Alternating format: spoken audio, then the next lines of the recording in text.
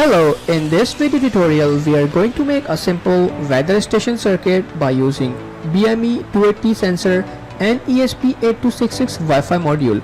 So let's get started.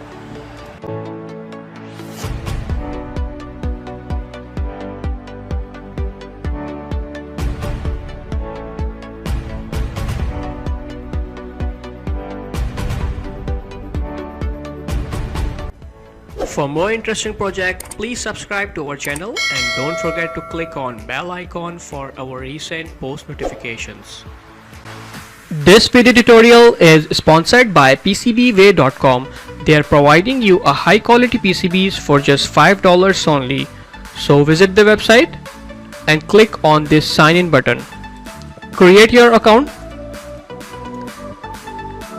and then click on $5 for 10 PCB button. Fill the specification like number of layer, dimension, color and quantity. Select your country from here and also a different shipping method.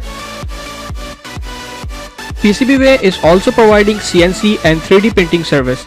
So click on this button, upload your CAD file and place your order now.